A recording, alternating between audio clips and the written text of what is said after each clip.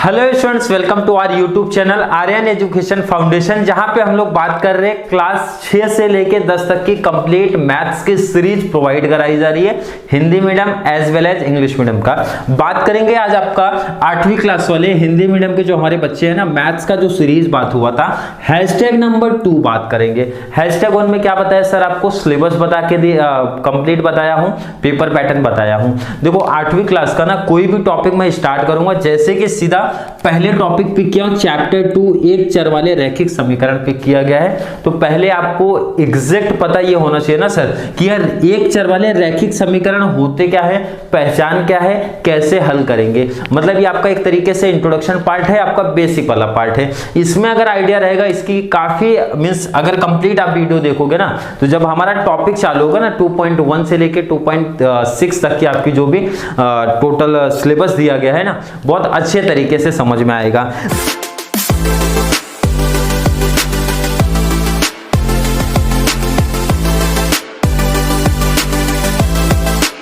देखो आप टॉपिक का थोड़ा सा नाम देखते हैं, क्या लिखा गया सर, एक चर। पहले तो बहुत सारे बच्चे ऐसे भी है ना जिसको चर नहीं पता, चर क्या होता है, चर को चारांक भी बोलते हैं। क्लियर हो, एक होता है हमारा चर और एक होता है सर हमारा अचर, जिसको हम लोग बोलते हैं आचारांक। क्लियर है, इंग्लिश भी लिख देता हूं इसका ताकि समझ में आ जाए। एक हमारा होता है वेरिएबल एंड ये हमारा होता है कांस्टेंट। क्लियर है, बिल्कुल क्लियर है। चर जो हमारा होता है, इंग्लिश मीडियम में आपने पढ़ा होगा या फिर ABCD तो सबने पढ़ा होगा, ए से लेके ABCD Z तक। ये जो आपके होते हैं ना, ये चर होते हैं, कहां तक, Z तक। और आचर में हमारा कांस्टेंट जो होता है ना, नंबर आप देखते हो, क्लियर, 0 भी इंक्लूड होगा एंड इस तरीके से नंबर्स होते हैं। क्लियर है, तो टॉपिक एक चीज ध्यान से सुनो समझो, यहाँ पे क्लियर सर मेंशन है एक चर। एक चर मतलब जो हमारे ये जो चर है ना, कोई भी एक रहेगा, दो नहीं रहेगा। मतलब एक समीकरण में ना दो चर पॉसिबल नहीं है। मतलब सर, मतलब एग्जांपल लीजिए, कुछ समझ में आए तो मैंने बोला पहला एग्जांपल ले लेता हूं। देखो ना क्या लिखा हूं मैंने बोला 2x - 5 = 0। देखो ना यहाँ पे वेरिएबल कितना लिया हूं, मतलब चर कितना लिया सर, चर एक है, x है। क्लियर है। दूसरा और एग्जांपल अगर मैं लूं तो मैंने बोला 3y - 5 = 10। अब यहाँ पे देखो कांस्टेंट मतलब नंबर कितने भी मैं लिख सकता हूँ, -5 लिख दिया, 10 लिख दिया, 15 लिख दिया, 20 लिख दिया, कोई प्रॉब्लम नहीं है। बट कंडीशन है एक चर होना चाहिए, कोई भी ABCD वाले जो वर्ड है ना उसमें से कोई एक होना चाहिए। क्लियर है, बिल्कुल क्लियर है सर। और कुछ एग्जांपल ले ले तो समझ में आ जाए, तो मैंने बोला चलो और एग्जांपल लेता हूं। 5x - 10 = 2x + 5। ये देख लो आप लोग। तो आपने बोला कि सर यहाँ पे 5x है, यहाँ पे 2x है, तो मैंने बोला 3x हो सकता है, 6x हो सकता है, 10x, कितनी बार भी लिख दो, कोई प्रॉब्लम नहीं है। बट कंडीशन है सर यहाँ पे अगर x है ना, तो यहाँ पे भी x ही होना चाहिए। ये सबसे बड़ा इंपॉर्टेंट चीज होता है इस टॉपिक का, इसीलिए बोला जाता है ना एक चर वाले हो सकते हैं। और एग्जाम्पल है तो चलो और एग्जाम्पल ले लेते हैं सर। t/2 = 10।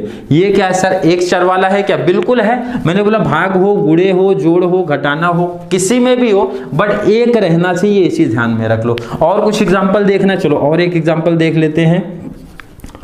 2p = 15।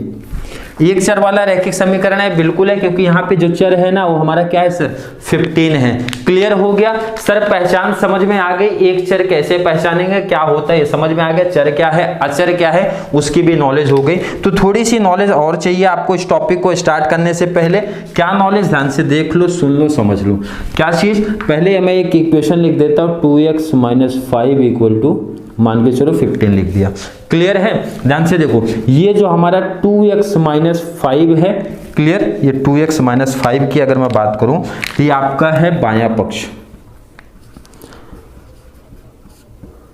क्या है आपका बायां पक्ष, जिसको हम लोग क्या बोलते हैं सर, LHS भी बोलते हैं। क्लियर है, क्लियर सर।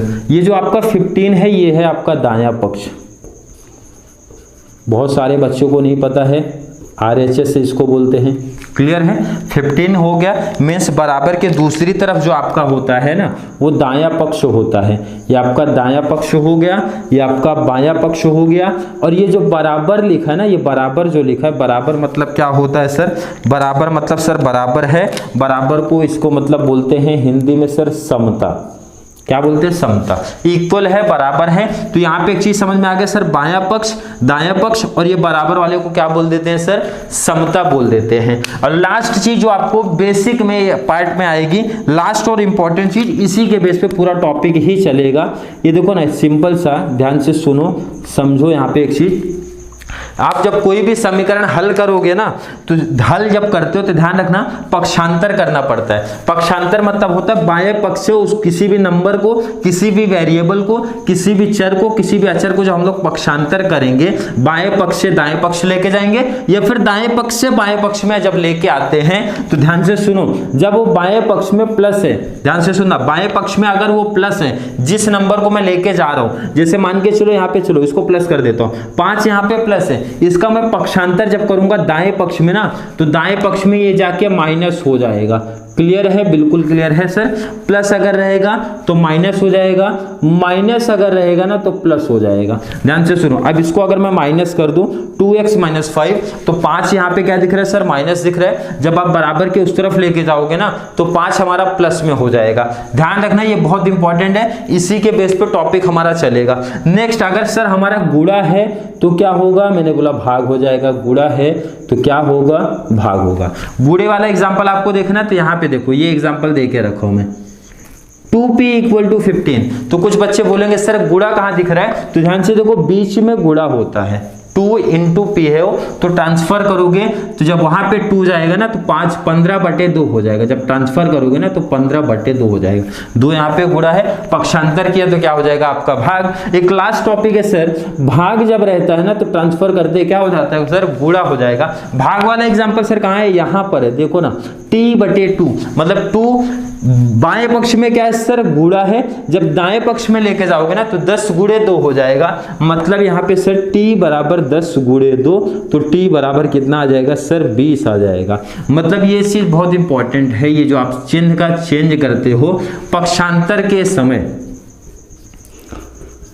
पक्षांतर के समय ये चिन्ह बदल जाएंगे।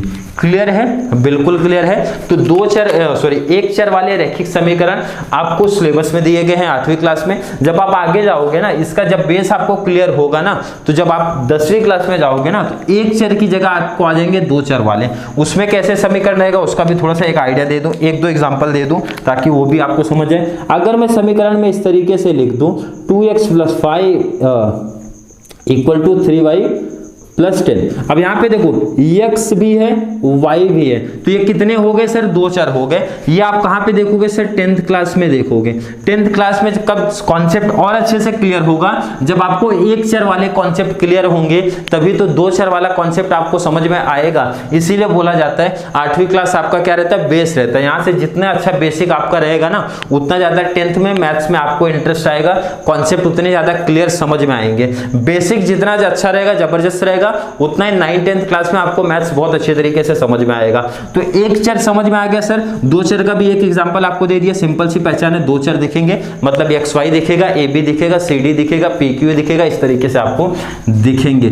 क्लियर है। तो देखो ना, इस टॉपिक के लिए ना इतनी चीजें मेन थी। क्या सर, एक तो एक चर वाले को पहचानना, पहला चीज। दूसरा, हमारा बायां पक्ष क्या होता है, दायां पक्ष क्या होता है, बराबर क्या होता है। और जब बराबर से शिफ्ट करेंगे, मींस पक्षांतर के समय चिन्हों में जो बदलाव होता है, भाई चिन्ह में जो बदलाव होता है वो सबसे ज्यादा जरूरी है। बेसिक पार्ट में इतना ही टॉपिक आपका आएगा।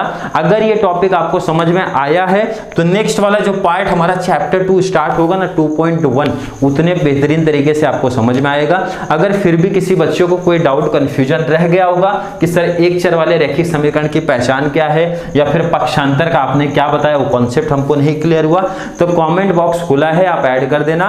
एंड जिन बच्चों को ये वीडियो समझ में आई है ना, तो वीडियो को लाइक कर देना है एंड सब्सक्राइब वाला बटन दबा देना है। उसके बाद बेल आइकन दिखेगा ना, वो प्रेस कर देना, क्योंकि इससे बेनिफिट ये है ना, जो भी हमारी आने वाली वीडियोज हैं इसी तरीके से आपके लिए वीडियो लेके आएंगे, कंटिन्यू सीरीज प्रोवाइड कराएंगे आपको। अब आगे जो लेक्चर आएगा #3rd 4th, तो उसकी नोटिफिकेशन आप तक पहुंच जाए, ये बेल आइकन अगर प्रेस करोगे तो ये एडवांटेज बेनिफिट आपको मिलता है कि जो भी हमारे आने वाली चैनल पे वीडियो अपलोड कराई जाएगी ना, नोटिफिकेशन आपको मिल जाएगा। क्लियर है सर? एंड वीडियो अच्छी लग रही है तो अपने फ्रेंड सर्कल में, फ्रेंड सर्कल चाहे स्कूल वाले हो, क्लास वाले हो, कोचिंग वाले हो, गांव वाले हो, जहां के भी है ना, उनको चैनल का लिंक शेयर करो। चाहे 8वीं क्लास में है, 7वीं, 9वीं, 10वीं, जितने भी क्लास, क्योंकि 6 से लेके 10वीं तक के क्लास का हिंदी मीडियम भी, इंग्लिश मीडियम का ना कंप्लीट सीरीज प्रोवाइड आपको कराया जा रहा है, तो उन बच्चों को भी बहुत सारा बेनिफिट्स मिलेगा। चलिए मिलेंगे नेक्स्ट क्लास में, जहां पे हम लोग बात करेंगे हैशटैग नंबर 3 की। तब तक के लिए थैंक यू सो मच।